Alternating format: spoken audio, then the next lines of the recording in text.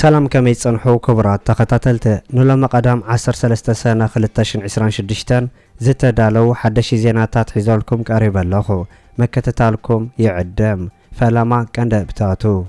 جنرال مقبي هايلة نمتقعت درون زوصو مقلس زملكاتن إيرتران إيتيبيا تاريخ مقلس كم زوصاتن أما قلب كوينات دون مبال زكايد زولو زتا قصيلو كم زولون متقعت درون أوانج عالم كبيت سكفتا كم زفتران إلان مسك قدامي $1 تريليون زوننا هابتام عالمنا كم زخونن زبلون كال إن زحبر زرزر زيناتات حيزنا لكم قريبنا لنا نشانلنا سبسكرايب بمقبار كسامو داتا ختكاتلونا بخبرنا عدمكم وانجا عالم متقعت سايبر كم استفصملو تغليصو مس إيران متأثر كم زلو زغلصلو هاندا لاستبهال ጉጅለ ጠለፋ አብካ አብ ስቴዲየም ዋንጫ ዓለም አሜሪካ ንዘለዋ ድሮናት ሃክ ምግባሩን ነተን ድሮናት ናብዚ ደልዮ መዓላ ክትቀመለን ከም ዝኽእል የጥንቅቕ ከም ዘሎ ተሓቢሩ ናይ ኤፍቢአይ ናይ ስለያ ማሕበራት ከም ዝጠለፈ ዝሕበረ ጉጅለ መጥቃዕቲ ክፍጽም ከም ዝኽእልውን ይሕበር ከም ዘሎ ተገሊጹ እቲ ተርእዮ ኣማይታ ሸሓት ንዝከታተልዎ ዋንጫ ዓለም ክዘርግ ዝኽእለን ኣዝዩ ተኣፋፈ ምዃኑ ዝሕበሩ ናይ ኣሜሪካ ሰበስልጣናት ብዛዕባ ኩነታት ዕቱብ መጽናዕታት ይገብሩ ከም ዘለውን ኣፍሊጦም ኣለው ብዝተፈላለዩ ሚድያታት ዝወጹ ዘሎ ጸብጻባት ካብ ሓቂ ዝረሓቐን ዝተጋነነ ምዃኑ ዝጠቅስ ናይ ኣሜሪካ ናይ ስለያ ሓይለ ናይቶም ጠለፍቲ ከም ጭብጥ ዝቐርብ ዘሎ ቪድዮታት ስኑዕ ምዃኑ ብምግላጽ እቲ ኩነታት ኣዝዩ ዘሽግር ከም ዘይኮነ ሓቢሩ ከም ዘለውን ብተወሳኺ ፍለጥ ተኻኢሉሎ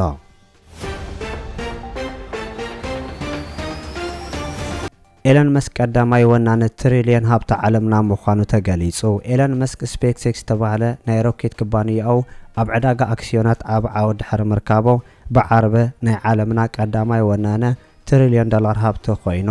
እቲ መስራቲ ቴስላን ስፔስኤክስን በመሰረት ዝርዝር ሃብታማት ብሉምበርግ ሓፈሻዊ ሃብቱ $1.1 ትሪሊዮን ብምብጻሕ ነቲ ናይ ዓለምና ዝሃብተ መሰብ ዝብል ደረጃኡ ኣጽኒዑ ዓቂቡ ይርከብ ከም ዘሎ ተገሊጹ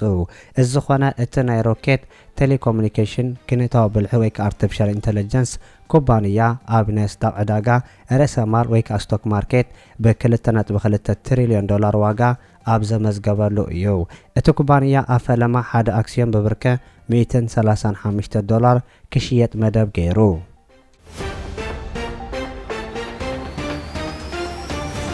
جنرال عبد الفتاح البرهان ملء مريس السودان أب قوصر كأتوا كم زخانة جاليسو مريس السودان ملء بملء أب تقوصر كأتوا مخانو نايتا هجر ناي سرايت أزازة جنرال عبد الفتاح البرهان محبارو تجاليسو قبل علنا الرئيس بحيله دمساس متقعته كفز مخانو زحبرت أزازة كوينات حيد السودان بسنكناي دقمت اتاو كنا وحمس نحوان تقيسلو ناي الرئيس بحيله دارفورن معرب كردفان ملء بملء تقاس إروا خمزلو أبدوب كردفان سمين كردفان بلو نايلون كلا عدتات حيزو خمزلو ات ناي سراي السودان أزاز مغلاسوون تحبيرو الله كوينة تحرير السودان أمن وحاب كلمة تسرعت أميريكا تخون إيتيبيان إيرتران قبزن كالو اتن كوك أسازقني أخوينان كموسان ناي وصا حيل خوينا إيتيبيا تقصر كمزلا ناي سودان ميدياتات كجلس أنكالوا جنرال عبد الفتاح البرهان وقو مش إيتيبيا خجبرو كمزلا كوغس قسام مصنحان وني حبار أب سودان أمانغو سراي السودان RSF زكايد زلا وقع حرحر كاب جزين أب جزين نابرت عزمت أخوينو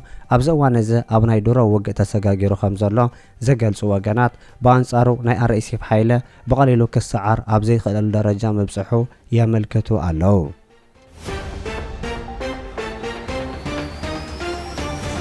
أما قال زكايد زلو زتتات أب سمين إثيوبيا زلو كونتات كزحلو كم زخيل تجاليسو أمانغو ناي فيدرال حيلتاتن ناي كلل تجري حيلتاتن حدش كوينات كبارع أبسون كف كم زلو زحبرو منجتات إثيوبيا ناي لعلى وكيل حبرة أفريقيا نقرن أفريقيا أوليسانغو أبو سانجو مقالة مئتاو نتو كونتات زانسر مخانو جاليسوم أما قال أمانغو توكيلن حدش ناي تجري منجستن استقايد زتا كسعب نزخيل تأفاف كوينات نمخلاف مخانو زجلسو ناي تخباب منجتات اتوكيل أبزهبو مجلسي كونتات كابزلو لو كيبئسو اتزتا يكايد كمزلو حبيرو الله أبسلطان صنحة جنرال تادس ورده زمرح كزياو منجست بمئلاي نابسلطان دايبو خمزلو زنقرالو بدكتور دبرسيان زمرح منجستوون مسوكيل حبرة أفريقيا مزرابو أون تاو مخانو جاليسو الله بناي إرترا منجست كمز دقافو زنقرالام ناي تقرين أمحاران حيلتا تابا ديسابا سلطان حيزو نزالو ناي قدام سر إثيوبيا أبي أحمد منجست أبسقات اتيوم خمزلو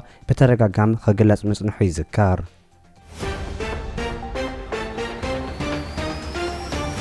መንግስቲ ኤርትራ ንመግለጽ አቶ ጌታቸው ረዳን አምባሳደር ሬድዋን ሁሴን መልሲ ሂቡ። ሚኒስትር ዜና ኤርትራ አቶ የማነ ገብረ መስቀል ኣብ ዘውፅኦ ሓድሽ መግለጺ ናይ ኢትዮጵያ ሰልፊ ብልጽግና ካብ ውሽጣዊ ጸገማቱ ንምህዳም ብዛዕባ ኣፍ ደገ ባሕረ ኤርትራን ወደብ ዓሰብን ተኣፋፈ መግለጽታት ምውጽኡ ይቕጽል ከም ዘሎ ገሊጹ።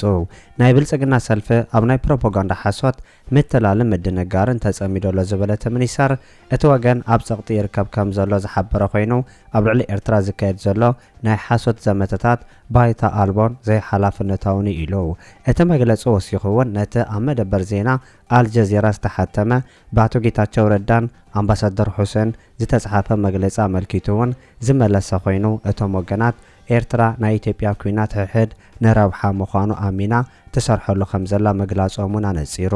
ዋና ዳይሬክተር ሃገራዊ ሰላይን ጸጥታን ኢትዮጵያ አምባሳደር ሬድዋን ሁሴን ካልኦት ኣባላትን ኣብቲ ንኽልተ ዓመታት ዝተኻየደ ውግእ ትግራይ ንናይ ኤርትራ ሓይልታት ምስጋና ከም ዝነበሮም ታሪክ ሰኒድዎ ከም ዘሎ ዝሕበር መግለጽ ሚኒስትር ዜና ኤርትራ ኣብዚ እዋን ኤርትራ ምጥቃን ጣቃ ከም ዘይብሉ ገሊጹ። ኣብ ፌደራል መንግስቲ ኢትዮጵያ ኣማኻሪ ቀዳማይ ሚኒስትር ኣብ ጉዳያት ምብራቅ ኣፍሪቃ አቶ ጌታቸው ረዳ እውን ሓደ ካብ ቀንዲ ሃንደስቲ ውግእ ሕድሕድ ትግራይ ምንባሩ ዝገለጸት መግለጺ እቶም ወገናት ኣብዚ ግዜ ክውነት ዘይብሉ ጥርዓን የቕርቡ ከም ዘለው ሓቢሩ። ኣብ መንጎ ናይ ሰልፊ ብልጽግና ሓይልታትን ናይ ክልል ትግራይ ሓይልታትን ኣብ ጅቡትን ሲሸልስን ሓባራዊ ልፍንቲ ብምግባር ሓይልታቶም አንጻር ኤርትራ ንምቕናዕ መደብ ኣውፅኡ ምንባሩ ዝሕበረት ጽሑፍ እቲ ተርእዮ ገና ኩናት ትግራይ እናተኻየደ ኣብ ዝነበረሉ እዋን ዝተፈጸመ ምዃኑ ወሲኹ ኣረዲዩሎ። እቶም አንጻር ኤርትራ ዝቐንዑ ኣኼባታት ኣብ ወርሒ ነሓሰ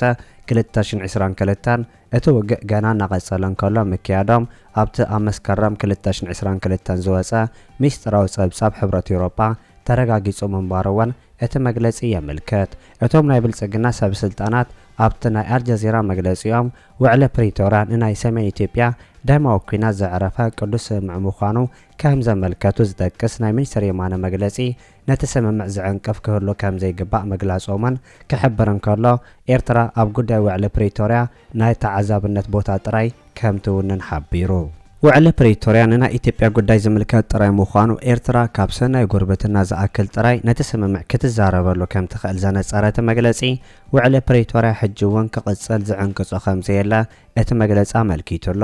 ናይ ፌደራል መንግስቲ ኢትዮጵያ ንናይ ሶማልያ ሉዓላውነት ኣብ ሕቶ ዘእቱ ምስ ናይ ሶማሌላንድ ወገናት ናይ ምርድዳእ ስምምዕ ከም ዝኸተመ ካብኡ ሓሊፉ ኣብ ሱዳን ሰላም ከይርከብ ንናይ RSF ሓይልታት ብኩሉ መዳይ ብምሕጋዝን ከምኡውን ኣፍ ደገ ባሕሪ ኤርትራን ዓሰብን ኣብ ዘተ ብምእታው ንናይ ኤርትራ ሉዓላውነት ክትንክፍ ነዊሕ ጸኒሑ ከም ዘሎ ዝሕብር መግለጺ ሚኒስትር ዜና ናይቲ ሰልፊ ነገር ጂኦግራፊስ በዓለ ኻሪማ በዓላ ተኣወ ምዃኑ ብተወሳኺ ገሊጹሎ።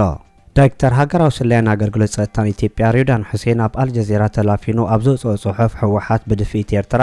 ኣብ ዝቐረባ መዓልታት ኣብ ልዕሊ መንግስቲ ኢትዮጵያ ወግእ ክኸፍት ይዳሎ ኣሎ ክብል ኣጠንቂቑሎ።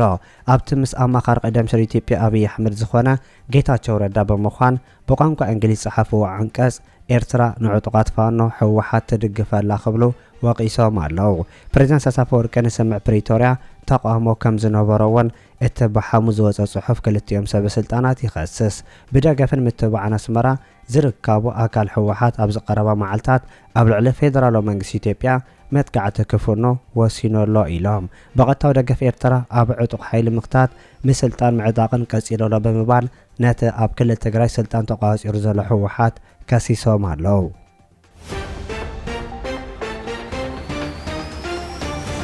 ከም ህዝቢ ንህላወና ዓርሰ ውሳነናን መጻኢና ንቃለስ ኣለና ቃልስና ድማ ፍትሓውን ቅኑዕን ክብል ጀነራል ምግበይ ሃይለ ተዛሪቡ። ሓይታ ትግራይ ምስ ህዝብን ምምሕዳርን ከተማ ሸራሮን ወረዳ ታሕታይ ዲያቦ ህሉ ኩነታት ጠሚቶም ዘተ ኣካይዶም። ኣብቲ ቦታ ዝተረኸበ ጀነራል ምግበይ ሃይለ ጸረ ህዝቢ ትግራይ ዝኾነ ስርዓት ብልጽግና ኣብ ልዕሊ ሰራዊትና መጥቃዕቲ ድሮን ኣካይድሎ በዚ ዝምብርከኽ ሰራዊት ኮነ ህዝቢ የለን ኢሉ ከም ህዝቢ ንህላወና ንመስር ርእሳ ውሳነና መጻዕ ዕድልና ንምቃድ ንገብሮ ቃልሲ ንሕይል እምበር ቃልስና ኣይደክምን ኢሉ ሕጂ ተጋሩ ኣብ ወሳነ ናይ ቃልሲ ምዕራፍ ኣለና ዝበለ ጀነራል ምግበይ ንሃለዋትና ድሕነትና ንገብሮ ቃልሲ ንኽዕወት ከም ተጋሩ ሕብረት የድለ ኢሉ ዝኾነ መጺው ከምበርከኸኩም እየ ክረግጸኩም እየ ንዝብለና ሓይለ ፍጹም ኣይንቐበለን ኢሉ ደም ናይዞም ሰዋኣትና ከንቱ ኣይተርፍን ዝበለ ጀነራል ምግበይ ሃይለ ህዝባዊ ተልእኽኡ ኣብ ሽትኡ ንምብጻሕ ድማ ክንሰርሕ ኢና ኢሉ